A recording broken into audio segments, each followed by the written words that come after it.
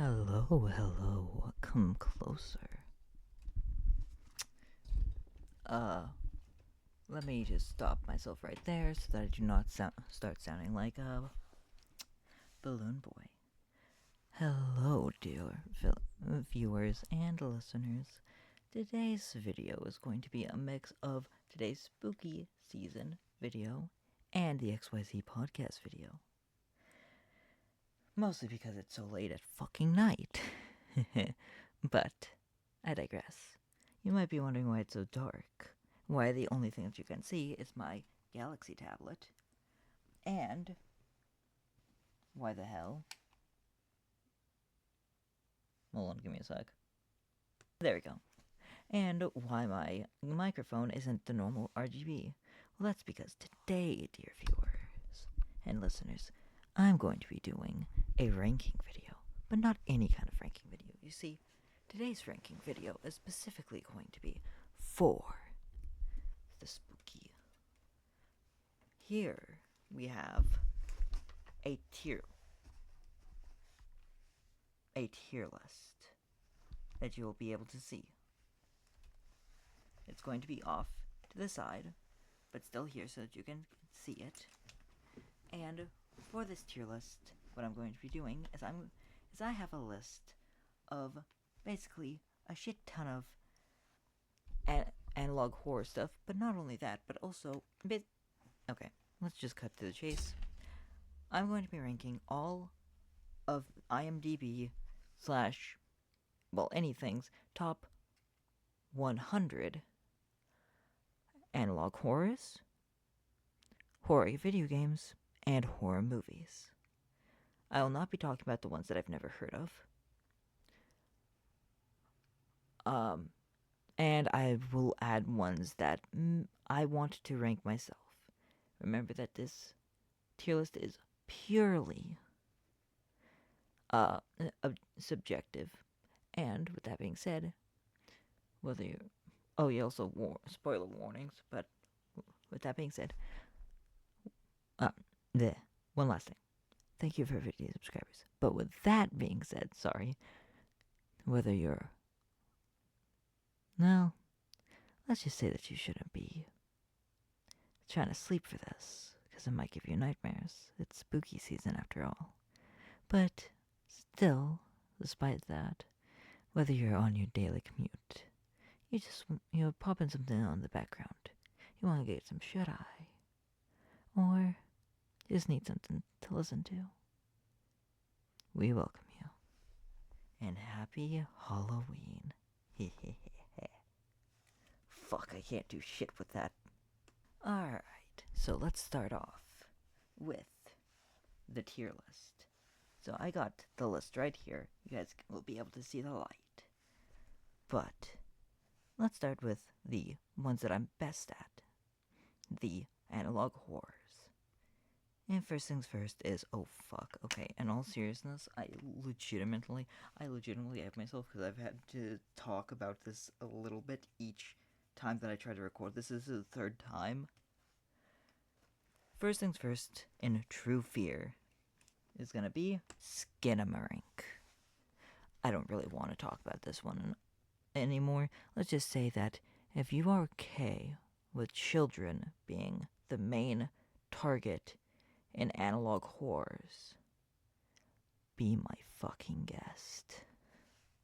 Next up, we're going to add in the backrooms. And I'm going to put backrooms in quite spooky. You see, the reason why backrooms is going in quite spooky is because the thing about backrooms is that only really one series is actually spooky, and that's Kane Pixel's series on it. But all the other ones aren't really scary to me. So, yeah. Also, I should mention that it is currently raining as of making this video, and I'm gonna be popping on, real quick, the fan. So yeah, let's... Whoa. Sometimes I forget about this volume knob, but I do want you guys to be able to hear me from anywhere. So, But yeah, okay. Next up. Next upon the chopping block is the VHS series. You see, I have never actually seen the VHS series, and therefore I am uncomfortable making a full, review about it, as I've, never seen it. So, it's gonna go in haven't seen. Next up is the boiled one, going in the you tried category. There's an attempt at horror here, I'll be honest. But the thing about the boiled one is that it never really stuck with me, In order for analog horror to actually be scary, in my opinion, it's gotta stick with me, And I just never could get into the boiled one. Not gonna say that's anything against the boiled one, but that aside, I feel like it could have been maybe it could have been a decent one. And I think that, well, I'm still trying to get the perfect angle for this. Yeah, okay, I think that's the perfect angle.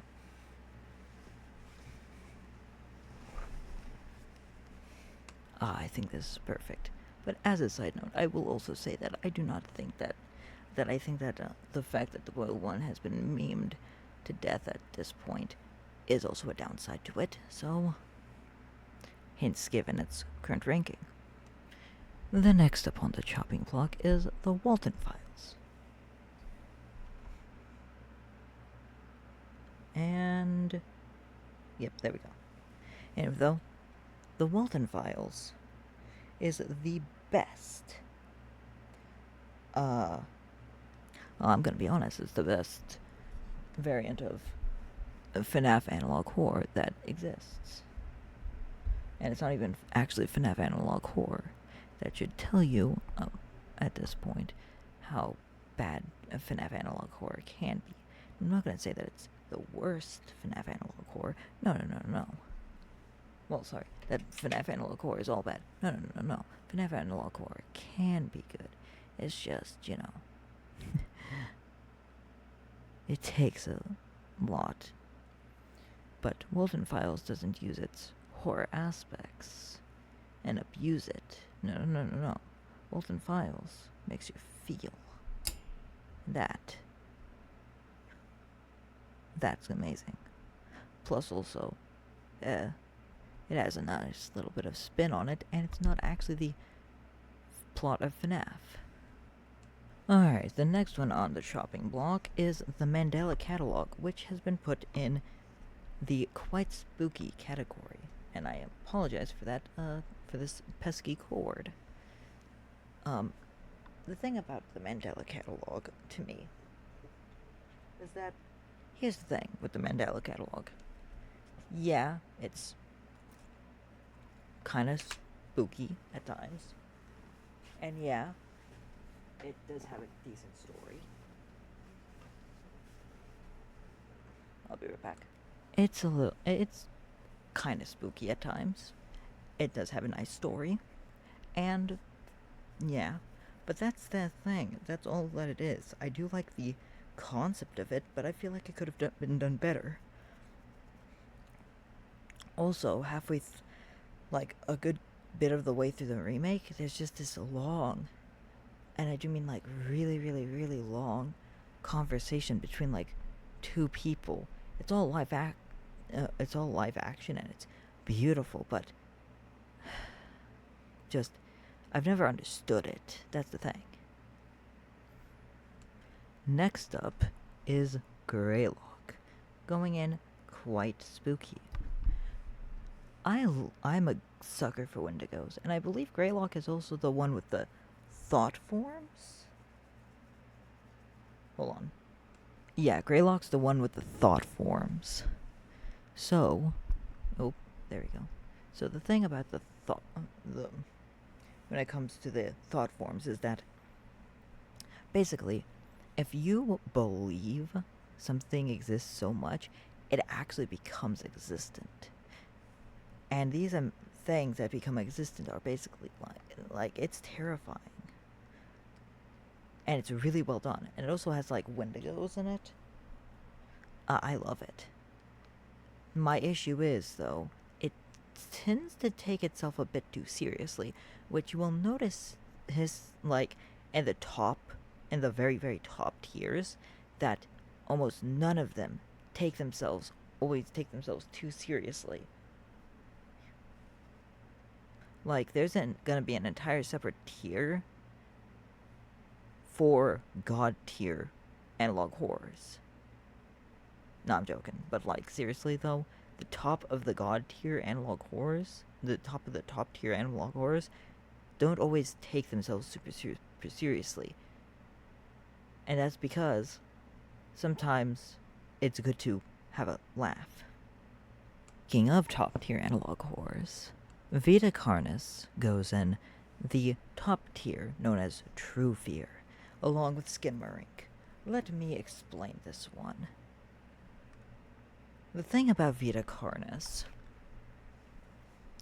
is that it presents itself not in the normal found footage way that a lot of them do, but more so they present themselves in the idea of, this is just something that we have to deal with now. Now, we do have those found footage moments, but especially most of the beginning of Vita Carnis is documentaries and advertisements that mix in with that have like certain clips mixed in. It has that real sense of dread. That, nice little bits that, like, yeah, I could definitely see this. It's not purely found footage. It's like, yeah, I could definitely see this as something that would play. And, like, even more so. And then it also has, like, scandals and whatnot. So, spoilers for Vita Carnis, obviously. But in the show, in this series, there is this, like, magical seasoning that exists that makes everything taste amazing and everyone loves it. And we get the idea that this isn't exactly as it seems. And then we have a news report that's like, there's been a recall, and it turns out that this seasoning is actually something heavily dangerous. Previously, we were informed about this species of creatures that in the Vita Carnis species tree, known as the harvesters. Basically, they produce basically what harvesters do is they produce these spores when anyone gets too close to them, and after a bit of time, the person who's been infected by these spores will stop at nothing to get back to the harvester, in which they will be eaten by consumed by the harvester. But it is possible to break free of the curse by simply just waiting a bit, because eventually the spores die. And the seasoning is made out of harvester spores.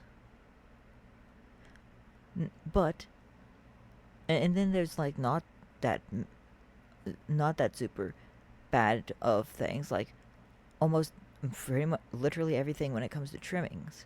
Trimmings are the least dangerous of the Vita Carnis. Vita Carne. They're literally just little things that kind of go around. They're very social creatures. I would consider them like guinea pigs. They can even be trained. And then you get into the mimics. Mimics are carnivores. They specifically hunt humans. And it's all super, super terrifying. And then, super goofy. I know I just spent a lot of time explaining it, but I just wanted to explain why Vita Carnis is, in my opinion, actually, the best analog horror that exists. Cannot be beaten. In fact, the best horror thing that exists. I still will go back and watch it, and I would love to see more. Okay, so this next one is a little bit more confusing, but belonging entirely to its own tier, we have monument mythos and the what category? Because here's the thing. I don't feel comfortable ranking it. Not because of anything that's in it, but simply because the fuck is monument mythos?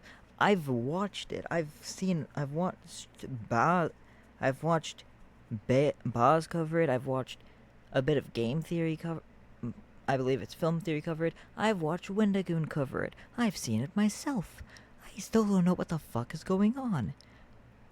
So it goes in the what category, because yeah, it's just like it's kind of all over the place. I understand the basic premise of it, but I feel like it would be a lot more scary.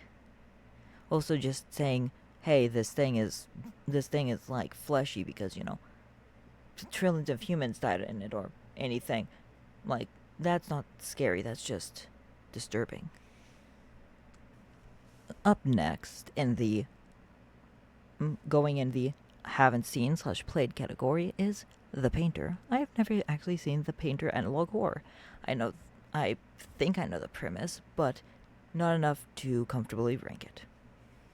Next up on the shopping block, we have Man in the Suit in the quite spooky tier. This is the only other thing besides Shin Godzilla I would consider horror-based when it comes to Godzilla media. It is the idea is pretty good, but that's all I can say. It's pretty decent, but kind of takes itself a little too seriously. And yeah, I still watch it. It's still enjoyable. Gemini Home Entertainment goes in the quite spooky tier. This is because the thing about Gemini Home Entertainment is that a good chunk of the episodes are self-contained. Now, the thing about Gemini Home Entertainment is that it's actually quite good and everything, and I do like it. I believe that Gemini Home Entertainment's the one with Moonlord? But it's... yeah. All that I can say is that it's not bad, but it's not the best. I'd still say, though, it's pretty decent, and I would love to see more. And because this is technically an analog horror in some aspects, but also because I might get people upset with me if I don't cover it, and this is just a comedy. And here is The Moon Woke Up. I'm gonna be honest, it's pretty decent, it's pretty entertaining, but I wouldn't consider it scary. It's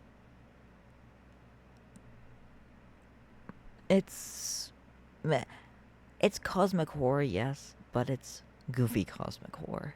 That's all I can say about it. I have not seen the Fairy Tales analog horror, so I cannot say anything about it, sadly. Moving on. Smile Tapes is probably the only one that I'm going to say is not memorable, but belongs in quite spooky, simply because the idea is really, really good. It's like this new drug that goes around and like makes everyone smile, makes everyone super happy and smile, but like it causes like mutations and whatnot, and I believe it makes people go like start killing others. Yeah, I think that's the gist of it, but I'm not fully sure. But it was decent though, from what I remember. Joining Smile Tapes is Petscop. It is an interesting take on analog horror, And also, Walden Files actually added it. Walden Files and Petscop both have at least one well, Walden Files has a similar segment in it to Petscop. But I'm gonna be honest, it's memorable, but not fully memorable. I can't rank it any higher than this. I apologize. Next up is Paddington's FNAF VHS tapes. They're pretty much the only good FNAF VHS tapes. However, I'm gonna be honest, I'm only ranking these ones this high up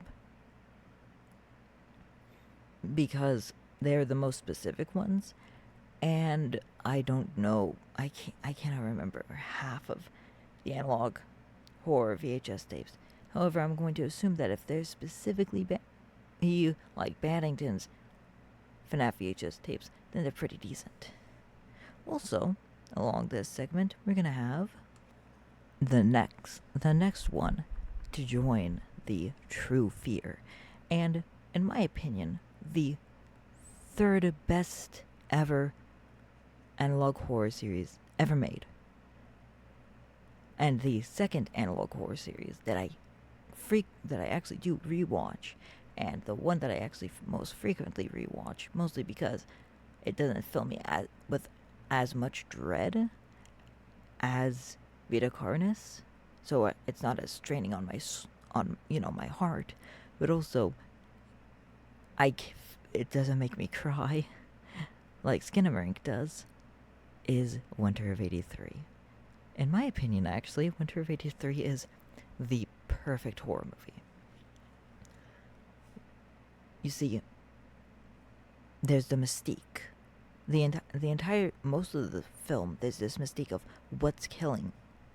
With the like in the older games, where not games, but like in the older horror movies, where you didn't show the monster a lot of what the heck is the monster.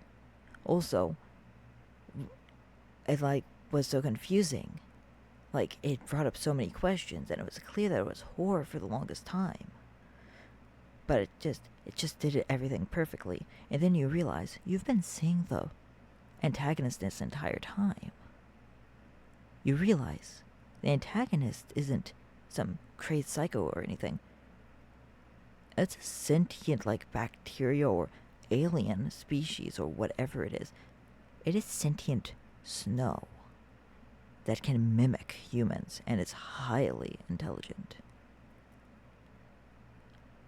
But that's not even the worst part. The thing is, it is painted that at the very end of Winter of '83, everything's done. Everything, even though almost everyone's dead at this point, everything's, done. Everything's good to go at this point, There's not really anything to worry about anymore. Because it's not winter anymore. It's spring. All the snow's gone. But that's when you realize. That's when you stop and think. Is it really over?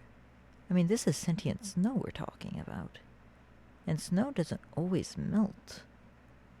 I mean, if some of that got onto, say, Mount Everest, where the snow almost never melts, or if some of that, or if some of that got into an ice cube, or, heaven forbid, it doesn't need ice or snow always, and it's just interesting, And with the length of this video already, I'm probably just gonna make this. Actually, wait, no. I have so much more. I forgot that this is gonna be a podcast episode. Jokes on me. I'm goofing around. Sorry. Next up, in True Fear, isn't actually a really scary thing, but I don't want to rank this in not horror, because there are some scary aspects of it. You see, it's all psychological. And none of it's like truly, truly psychological. All of it's just sad. Angel hair. Basically, this guy is going through his VHS tapes, right? And he decides to rewatch a nostalgic kids cartoon, but it's not quite how he remembers. So he looks at it and he realizes that, oh, long story short, the character in this cartoon that he used to watch all the time, known as Angel Hair, was a guardian angel that was protecting him. His father was super abusive of him and his mother, and Angel Hair was there to, protect him and everything. But they end up killing his father, which he definitely deserved because of all the abuse. And you know what Angel Hair does? Angel Hair basically just coaches him on basically how to lie and get away with the murder. And it works. And then at the end, it's such a wholesome thing because at the end the main character reunites with Angel Hair, and Angel Hair is just like, oh, how much you have grown. And it's clear at that point that Angel Hair was protecting him. And throughout this whole thing, before, as a kid, he thought that it was just part of the show. And he did as Angel said, but he didn't. But it only dawned on him right now that Angel was speaking to him, because Angel was a guardian angel. I still rewatch this analog horror series because, yeah, it does start off as maybe analog horror, but it continues into something that's really nice. It does make you tear up a bit, but not in the way that Skinamarink does, so I can't actually rewatch it, unlike Skinamarink. Fucking, why did they have to make Skinamarink? It's such a good analog horror movie, but it's so sad. Okay, this one might be a little biased because I do really love this YouTuber, but in quite spooky, we have Dreams of an Insomniac.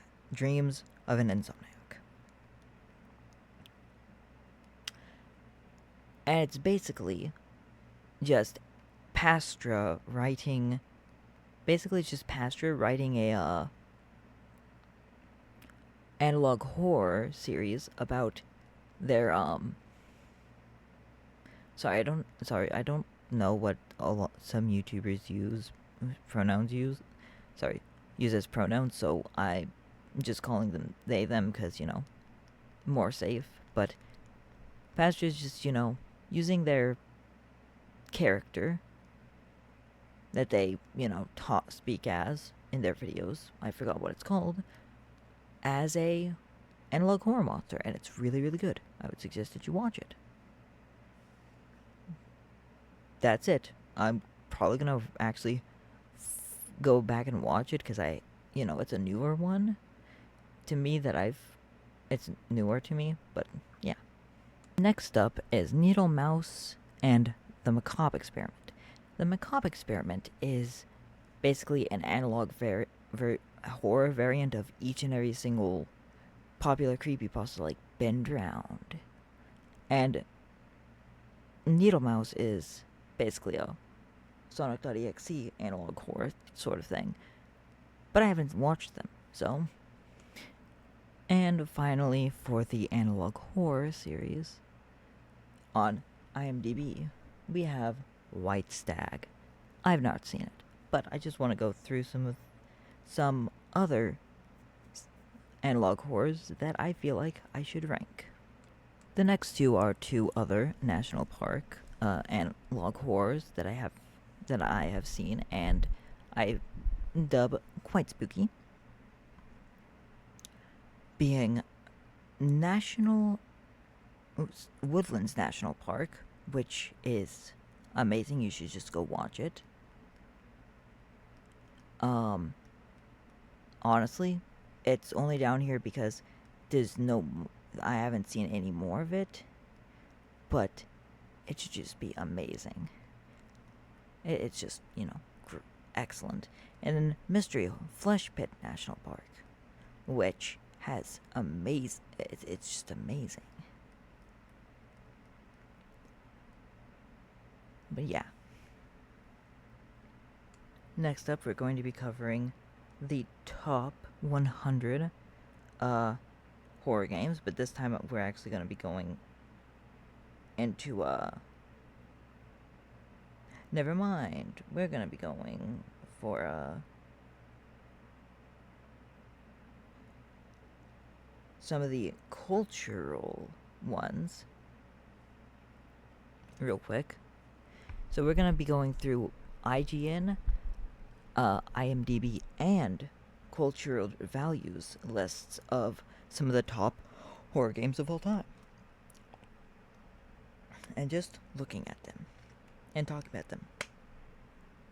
So first off, we have the Slender series. It's just the Slenderman series, but this one is the one that really got Slenderman going. Quite spooky.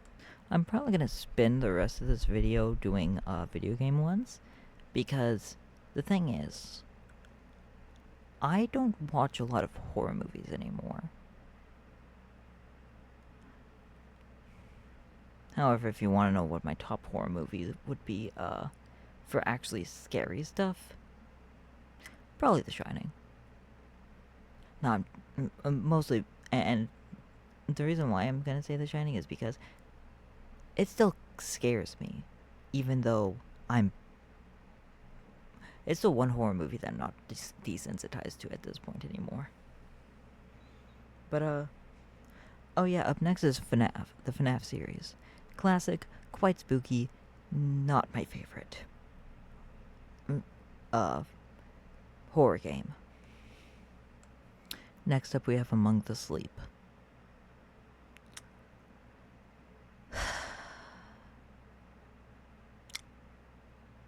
Among the Sleep is like a video game version of Skinamarink, but with imagination and, well, I don't want to spoil it for you because it's an amazing game. Just go watch a playthrough of it. I don't want to talk about it. It'll make me cry. I have not seen nor played any Outlast games. Now, I know what you're thinking.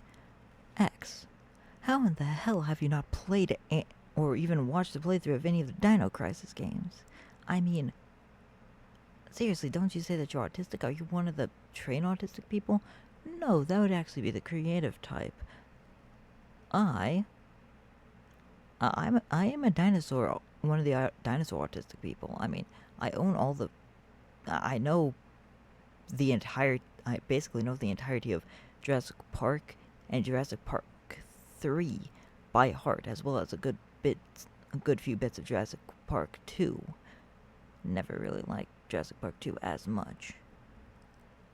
But that being said, I mean, my obsession with dinosaurs still hasn't gone away.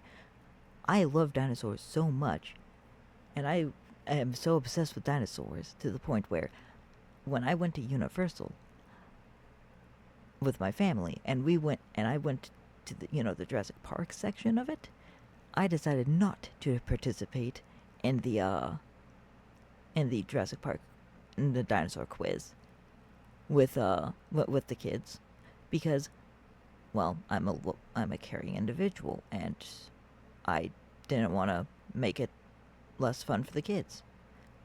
But my mother could tell ya, she watched me correctly guess all but like 2 answers, and those 2 answers were dinosaurs that I had not heard of, and one of those dinosaurs that I hadn't heard of would be revealed as I believe the Oviraptor. I'm not sure, but either way, she watched me just nail it, and she's just like, "Yep, you would have just wipe the floor with it. And I'm now pretty decent with those dinosaurs as well. If I don't know a dinosaur by heart, I will learn it. But Dino Crisis just never hit that spot for me, you know? I'm not going through all of these because it would hit my because it would like clog up a lot of these. But I'm going to go through, you know, the ones that sound cool to me or the ones that I know about but haven't played. So I'm going to start listing some of the games so that I haven't played and don't know about, so that you guys don't get upset that I didn't include it. Layers of Fear series. Devotion. Manhunt. Observer. Dead by... No. Give me a sec. Now, if you had asked me a few years ago if I had played Dead by Daylight, if I had seen Dead by Daylight, I would have said yes. But a few years ago, I would have also said, but I've never played Dead by Daylight. Actually, Rainbow Moss bought Dead by Daylight for me. So yes, I have played Dead by Daylight. Quite spooky. Okay, so I'm just gonna wrap all the Silent Hill games up in True Fear here because it's amazing. I've never actually played any of the games myself, nor have I actually played Resident Evil, which give me a sec. But I feel like they belong up here. Specifically the games, by the way. Yeah. Back to ones that I've never heard about. Siren. Okay, so only because I have actually recently learned about this one, because it's now going as a Switch game.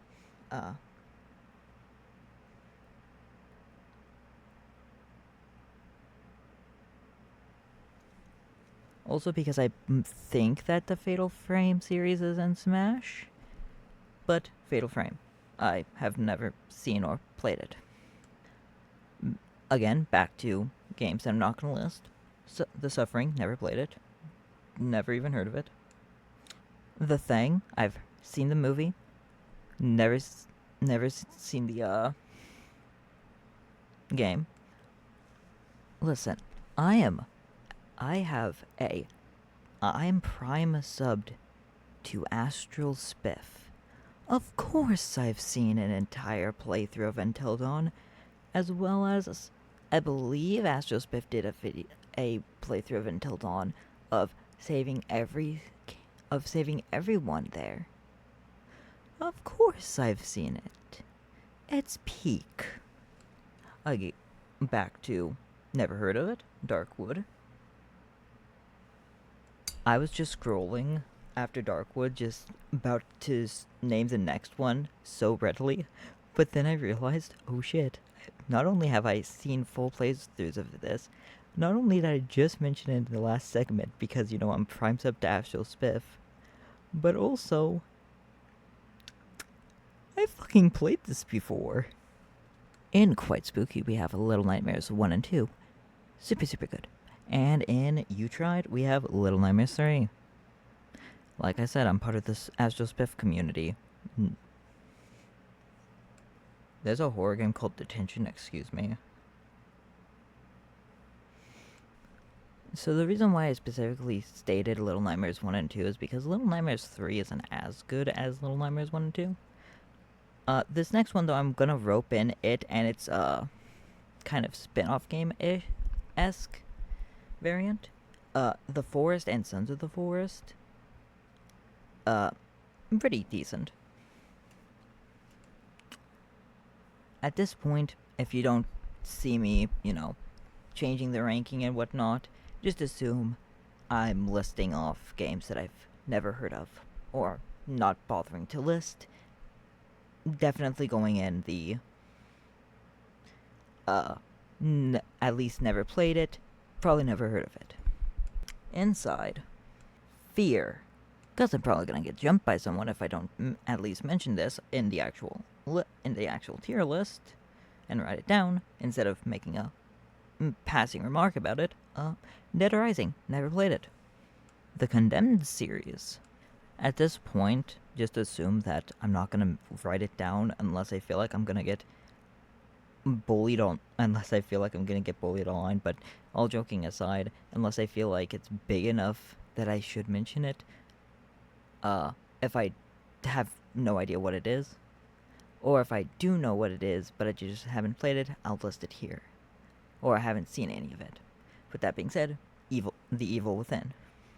Sorry, never played it, never seen it. Layers of Fear, I don't feel like writing on my tablet. Never played it, never seen it. I believe Doug played Outlast. So yeah, I wrote down Outlast on there. System Shock. I have played most Dead Space games. I don't own them, but I've played them with, with friends. Pretty scary. Like their twist on the zombie formula. I've never played nor seen any of the Stalker games. I'm planning on watching a playthrough of Stalker Stalker Shadow of Chernobyl so that I can watch Wendigoon's movie, the movie that Wendigoon made and that other guy made, which is like the Stalker movie. I'm actually gonna get fucking jumped online if I don't mention this. But sadly, I can't mention it in the highest stuff.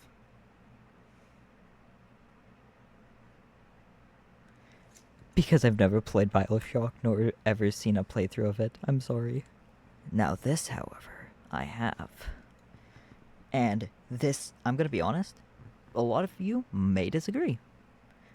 Note that this is only the original. I do not feel the same way fully about the second game, but True Fear, I have to put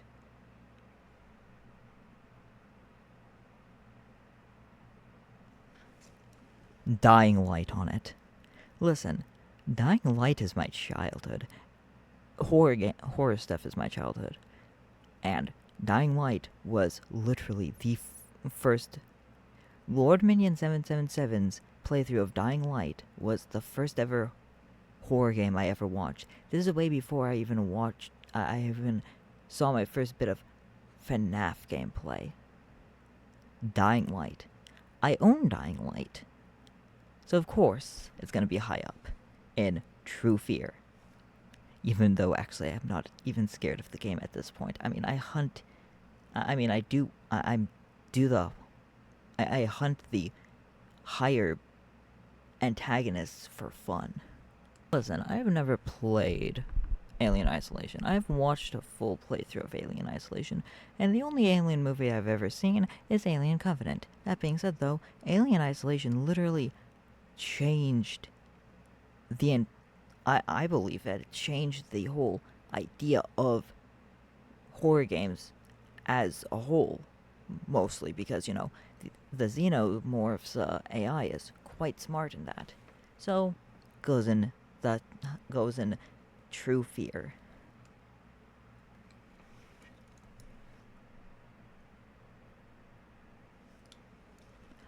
Soma's not really a scary game as much as it's a sad game. True Fear, though. Would you guys believe it if I said that my first ever experience with Left 4 Dead was the Bill from Left 4 Dead skin in Dying Light? Because that was. Thankfully, though, Rambo Moss has fixed my uncultured swine of a brain, and I can confidently say that Left 4 Dead goes in quite spooky. If you're questioning why Dying Light got put into peak and Left 4 Dead isn't, I just want to remind you again what I said. This tier list is not unbiased. I am super biased about Dying Light. Eternal Darkness. Listen, I'm gonna do this, and I'm not gonna put this on the tier list because I don't actually like this. And yes, I've never played it. I watched the playthrough. I've had chances to play it. I just don't like it. I don't like The Last of Us. I know, controversial opinion. I mean, not controversial opinion of Last of Us Part 2, I guess, but Last of Us Part 1, I guess, was supposed to be peak. And I know what you're saying, like, X, how could you not like Last of Us? You like Dying Light. I also like Dead Island. Your point being? I also like Dead Space. Your point being? Last of Us is just, in my opinion, Last of Us is just kind of lazy.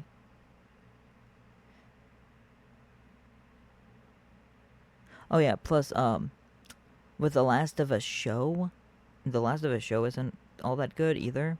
And also, I'm gonna be honest, The Last of Us, if you like The Last of Us, you're probably going to actually like the better version of it. It's a movie called The Girl with All the Gifts. It's a really, really good movie. You should go watch it. It's like The Last of Us, but better. Did I put the Amnesia games on here? Just in case. Amnesia goes in peak. Because I love the Amnesia games. I'm a sucker for a good psychological horror game. Okay, and now that that's done, I'm just gonna real quickly, momentarily, check off some ones that I did not notice. Specifically, one horror game. I am a sucker for a good psychological horror game. Fears to Fathom is that. Pure psychological. I love it. Peak. Perfect. Okay, so next up, I'm gonna cover some other horror games real quick, just to make sure that they get covered. Poppy Playtime. All the chapters. You tried. This is a comedy.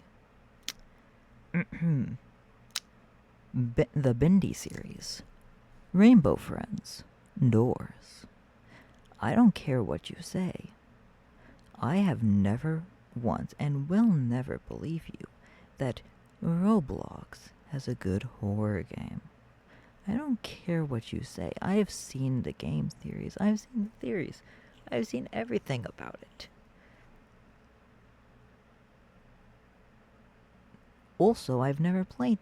Oh, honestly, I have played Doors and I have never played Rainbow Friends. But doesn't matter. And lastly, fuck you, Ban. Alright, and let's check to see if IMDb has any new horror games in their top 100 best horror games to add to the list. Continuing on with the whole not gonna list it, never even heard of it. The Suffering. Eternal Darkness as well. Kuon. Spirit Camera. Jerry Chew. What the fuck are these games? Kaguro? Okay, I swear half of these are just random ones that IMDb looked at. Trapped and Deception. Not Dark Deception, mind you, by the way. Realms of the Haunting. What the fuck? Dark Deception goes in quite scary, and Dead Island goes in peak. Alone in the Dark. Nocturne. Dinimentem Calling. The Ju-on Game. Lost Crown. I don't feel comfortable ranking Alice in the Madness. Yeah. I don't feel comfortable ranking that game. I'm sorry. Just note that, I've never played it. I've seen enough. And I'm scared if I get someone upset. Look at the story explained if you want to know why I don't feel comfortable talking about it. Haunt. Haunting Ground. Clock Tower. Am I Alive? Deadly Promotion. Curse. Rise of Nightmares. Those are 2 different games, by the way. Call of Cthulhu is a game? Wow, that's amazing. I've never even heard of it. Breakdown. Extermination. Carrier. Shadows of the Damned. Cold Fear. Shadow Man. Curse Mountain. Agony. Obscure. Undead Knights, Rule of Rose, Echo Knights. Why the fuck is Doom on here? I've seen Doom. Hellbleed, Overblood. Okay, at this point, I'm just done. I'm sorry if I don't mention your game. I'm just not mentioning any more games that I'm not gonna put on here. I'm sorry. Unless it's like really, really big. To be honest, if it's really, really big, I probably would put it on here. I'm not gonna count Monster House simply because I don't count that as a game. It's a fucking movie. Have I put Dead Space on here? Let me check. I hadn't put Dead Space on it. So I did. So Dead Space is now on it. I'm not that uncultured. Fuck. IDMV or whatever did not have anything. Let's hope that IGN has it. I mean, IGN is the gaming news site, so... Do you guys count Bloodborne and Alan Wake as horror games? I've never heard of Alan Wake. Alan Wake and Bloodborne, both in haven't seen or played. Limbo goes in haven't played, never even heard of it. Well, I mean I have, but never even seen any gameplay of it. Oh, I was waiting for one of these to mention this. Phasmophobia, you tried. This isn't a developer message of the, you tried. This is a downside of a lot of multiplayer horror games. The whole thing about Phasmophobia is that it's better when played with friends. The thing is, though, if you've ever seen Bushwhack's videos on it, or basically any YouTuber's videos on it, you might notice when you play Phasmophobia intended, well, I mean, you just don't play Phasmophobia intended in the intended way. It's more funny without it. You really tried. You did your all to make it. You did your all to make Phasmophobia a good horror game. This is how blame the player base. Don't blame the game. Fuck, that was only a 50, so you know what, fuck it. We're gonna go to Steam itself. Alright. Let's hit this off with True Fear. Subnautica and My Side. Subnautica is like Thalassophobia incarnate. But I'm also biased. And My Side is anime horror game. It is anime horror game, but it's packaged as a non-horror game. Half-Life in quite spooky, because some of the Half-Life games can be quite spooky. And Lethal Company suffers from the same issue that Phasmophobia does. Continuing on the bottom, because we ran out of the True Fear ones, and at the end of this video, I'm going to be basically picking out all of the top ones that are basically best of the best of all of it. We have Inscription. Really, really scary. It's a really good psychological horror game. DDLC. Very good psychological horror game. Amori. Man, can we not fucking talk about Amori? Let's light up the mood. You know what suffers the same fate as Lethal Company and Phasmophobia? Repo. Okay, so I'm just going through these, and why the fuck is Cookie Clicker on the horror games? And quite spooky, we have Sally Face. You should just go play it. It's a really, really good game. Also, Franbo. Go play it. Really, really good game. Both of them, and you know what? Screw it. Let's just slap in Low Misfortune. All three of them, very, very similar style games. Very, very similar games to each other. Very, very good games. Very sad. And at this point, I'm just going to be picking through some of the better ones, in my opinion.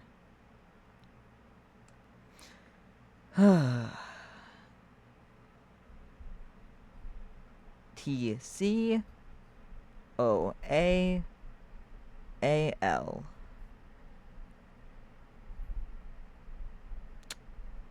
It's a good psychological horror game. Well, it was a good psychological horror game. Until, like, Chapter 2. I still watch it, because it's still a good psychological horror game at times. But I'm not gonna list it, because it's all about the controversy, and I'm not gonna speak on that. Content warning is just like Repo, Lethal Company, you know. And finally, to complete our tier list, we have Faith, the unholy trinity. Hello, Dark X here. X, that's just, you know, in the darkness, you know? So, as we close this off, let's get some lights in here.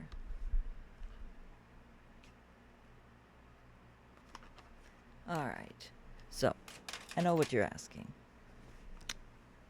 Of all these horror games and horror analog horrors, which ones are your favorite? Well, peak horror is this tier, and I will be and if you give me a moment, I will list every single game that I believe is the best of the best. And analog horror. So, limiting all of them, real quick, to just equal amounts, we have Amori, Faith, Amnesia, and Fears to Fathom, Skinamarink, Vita Carnis, Angel Hair, and Winter Radius 3 as my 8 top horror. But I'm not stopping there, because now it's time for you guys to know the 2 best, basically the best, in my opinion, the best horror, analog horror, and horror game. Okay, so the thing is, it's so easy for the analog horror, but the four horror games that I've chosen, it's really hard for me to choose, because they're all really, really good. Like, all 4 of these games are really decent, and 4 of these games are literally some of the top games that horror games that exist. And the winners of in my opinion, and the top ranking 2 horror things that I can think of for horror game and analog horror is analog horror, Vita Carnis, and game Faith. Really quick, before we end this episode, I just want to explain to you guys, the reasoning behind my decisions. First things first, this is not a new thing for me. Although it was a very, very difficult choice between Amori and Faith, it was definitely not difficult between Vita Carnis and any of those. In public, when you ask me what the best horror game is, I will always say, here's the thing, Fears to Fathom is specifically taps into my paranoia and my fears, my actual fears. But the thing is, I still play games to escape from reality. So that means that although I do look at it for actual fear, I also don't like to look at it because, it's not as escapism, But the 2 answers that I always give when it comes to what is the best horror media that you can consume is for games, it's always going to be between Amori and Faith, and almost always going to be Faith. If you're okay with, religious stuff. If you're not okay with religious stuff, then Amori. But Amori is a little bit more sad than Faith. But it's always going to be Vita Carnis for the show. So, why is it? So, like I said, I've always loved Vita Carnis. Vita Carnis is the perfect mix between found footage analog horror, just,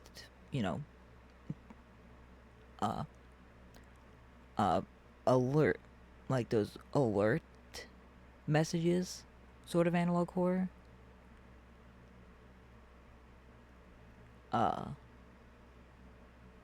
It's just like the perfect message of all analog horrors. It has amazing, like, acting, amazing CGI. I swear some of them are even puppeted. And it really drives home the sense of, hey, these things are actually really, really, like, dangerous. It also has people being idiots and everything. It is so perfect. And then it has the goofy things. Like, again, the trimmings are often used as pets. Meat snakes, basically garbage disposals. But then you can never, and then you have, harvesters, and you have harvesters and hosts. Hosts are actually the ones that,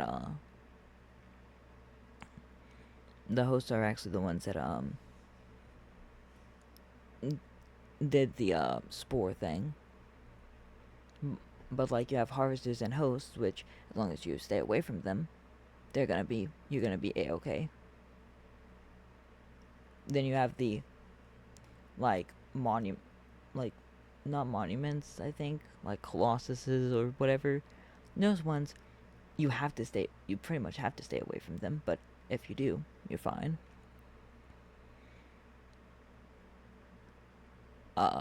The, like, the Carnis tree, perfectly fine. You see all of this and you're just like, hey, this is fine. But then you remember, there's still one that actively hunts humans. The mimics. And the fact that they're just so terrifying. They either go with full fear factor or full mimicking. But then it's just so goofy when you look at them and you see, like, yeah, that one's hiding in your couch. Not that well either. And you just see a mimic popping its head out of the couch.